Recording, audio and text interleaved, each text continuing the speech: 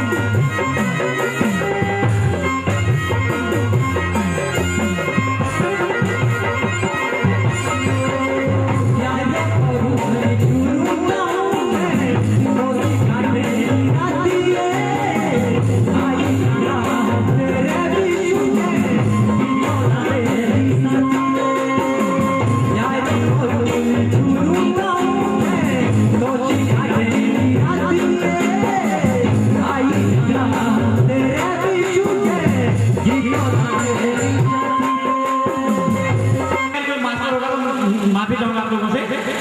वो मास्टर थे और उनकी शादी नहीं हुई थी, लेकिन मास्टर करने के बाद उनकी शादी हो गई। कई लड़कियों ने बोला मैं आती हूँ, क्योंकि 45,000 रुपये तनख्वाह मिलती है। मास्टरों को आजकल बहुत तनख्वाह मिलती है ना। तो एक लड़की ने बोला मैं आती हूँ, मैं शादी करती हूँ। उसने कहा ठीक है आजा। तो मास्टर जी की शादी हुई। मास्टर जी ने बोला यार अब क्या होगा, मेरी शादी होगी तो दो बात होगी, या तो मेरी शादी होगी या तो मेरी शादी नहीं होगी, या तो वो लड़की मुझे पसंद करेगी या तो वो लड़की मुझे पसंद नहीं करेगी। तो कोई बात नहीं, यदि वो लड़की मुझे पसंद करेगी तो दो बात होगी। फिर उसने कहा यदि शादी नहीं होगी तो कोई बात नहीं, यदि वो लड़की मेरे से शादी करेगी तो दो बात होगी।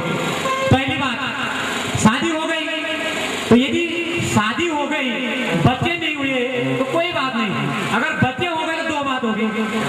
फिर उसने दिमाग घुमाया अपना। उसने कहा यार अगर बच्चे हो गए, लड़का होगा कि लड़की होगी, लड़की होगी तो कोई बात नहीं, लड़का होगा तो दो बात होगी। अब उसने कहा यार अब क्या होगा। उसने कहा अब लड़का हो गया तो दो बात होगी। उसने फिर दिमाग घुमाया। उसने कहा स्कूल पढ़ाऊंगा, स्कूल पढ़ करके IAS PCS बनेगा, चपरासी बनेगा, सरकारी नौकर बनेगा। सरकारी नौकर मतलब जिसको तनख्वाह मिलती है, और ये बहुत सारी चीजें बनेगा। उसने कहा कोई बात नहीं, पर यदि वो मिलिट्री में जाएगा तो दो बात होगी, या तो उसकी ड्यूटी सीमा पे लगेगी या तो उसकी ड्यूटी कहाँ लगेगी, मातली लगेगी। मातली के जवान कहीं नहीं जाते ज्यादा, अगर माइंडा में चले गए तो उनकी ड्यूटी लगती है। उसने कहा कोई बात नहीं, मातली वगैरह लग गए तो कोई बात नहीं, जम्मू कश्मीर में लगेगी तो दो बात होगी। उसने कहा या तो वो दुश्मनों को मारेगा या दुश्मन उसको मारेंगे। यदि वो दुश्मनों को मारेगा तो कोई बात नहीं, और दुश्मन उसको मारेगा तो दो बात होगी। लेकिन उसको जला करके उसकी हड्डी को निकाल करके कुछ काम करेंगे तो फिर अगर उसको जला देंगे तो कोई बात नहीं, अगर उसका हड्डी का इस्तेमाल करेंगे तो दो बात होगी, या तो उसकी हड्डी को फेंक देंगे तो कोई बात नहीं, लेकिन उसकी हड्डी को पीस करके साबुन बनाएंगे तो दो बात होगी। तो दो बात क्या होगी, उस साबुन से लड़का नहाएगा तो कोई बात नहीं, लड़की नहाएगी तो शर्म आ जाएगी। तो साथियों, मजबूर ना होता, हमेशा आप लोगों के दिल में रहते दोस्तों, अगर मेरा घर